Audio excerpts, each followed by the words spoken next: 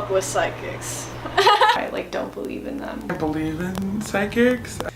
I really think that whole industry is just one big scam. But did you see that in the crystal ball? No, baby. I saw that when you crossed your legs. My dad's side of the family does not have really any religious leanings or ties. And then so my mom's side of the family is completely Catholic. My friend wants to go see a psychic just for fun. Is it okay to go if I'm a Christian? It's not I think it's a sin or anything. Definitely don't think any of that is a sin. I think Catholicism is just one way to get to something else I do believe in. Can a psychic's vision solve the mystery of who killed Betty Cornish? As time went on, I see plenty of testimonies in the news from cops and other legal officials about forensic psychics, especially being actively detrimental to investigations. I'm not going to be litigating whether psychics are real in this piece. For one, they're not. I ended up seeing a video by John Oliver on forensic psychics, and that's when I decided, okay, they might actually be quite harmful in some capacity. The cards can reveal things that you will never see by yourself.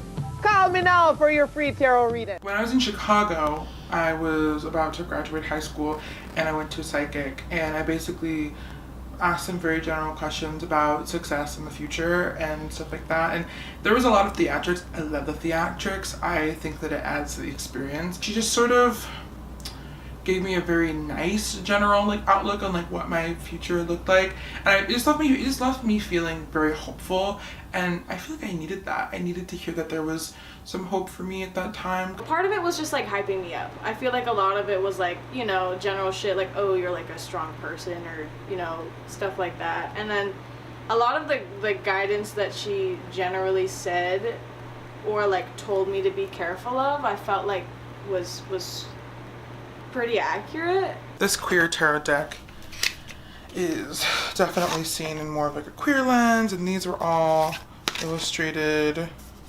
by queer artists, and they're all credited. So lots of different shapes, lots of different bodies, lots of different people. The Fool, this one's great. I just love this card. That one's just so pretty. Yeah. Do you often light sage? Only when I feel I'm close to losing it. I'm okay.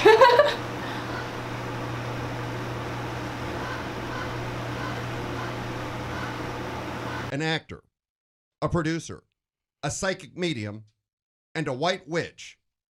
We welcome Patti Negri.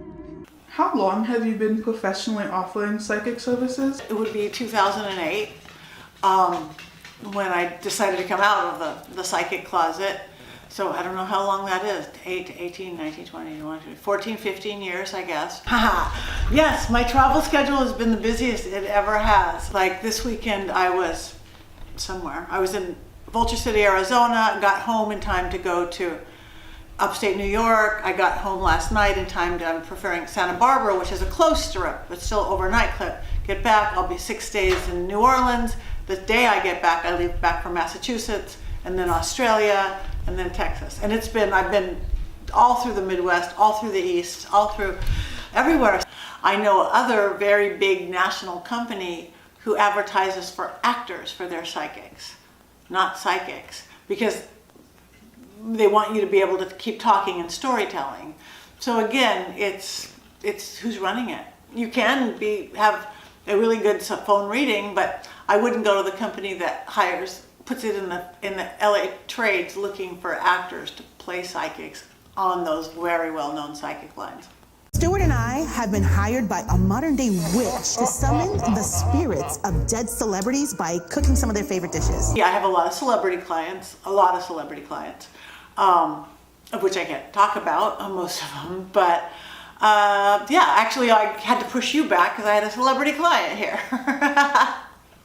But other than that, just rate normal people. I try to keep my rates really reasonable, that I don't have to have celebrity clients. I have a lot of students and just off the bus, people who do want to come to this town and make it. Oh, and this is Belle. She's my haunted doll. Oh, she's a haunted doll. She's a haunted doll. She used to be a cursed doll, but we got rid of the curse, and now she's just a haunted doll. So it's just peppered with old Hollywood, working, creative, fun. Nice people, nicest neighborhood I've ever lived. We have big block parties where we close off this whole block, create a band out of the neighbors which are professional rock musicians. I don't think that any person who is a psychic or believes in psychics is out to be like, yes, I'm saying this because I have some sort of, ulterior motive. So this is how psychics conned me out of 60 grand. They came, they gave me a card and said, I know exactly where your life is supposed to go. I, at the time, was very sad, very lonely. I was a little confused about where my career was heading. I was nervous about some relationships that I had gotten out of. This is the worst profession in the world. I will tell you, this is the scammiest profession in the world.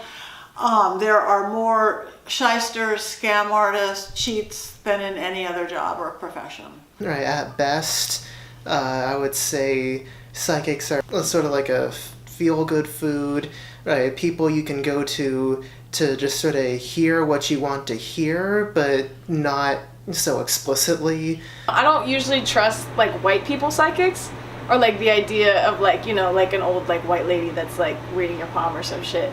But I do like, if I'm attributing like more of like a cultural aspect to it, I think that there is just like some level of knowledge that some people just kind of get. I like the idea of someone kind of being tapped into something a little bit bigger than like physical things. It's nice for me to be able to believe in something. I'm interested in sort of learning more about ways that Black folks have connected to religion and spirituality outside of the influences of white supremacy and Christianity. I always say, how could you see the like landscapes of all of California and not feel spiritual? But I don't know, it's just I don't know, it just makes sense kind of, like where else would this be? Not anywhere else.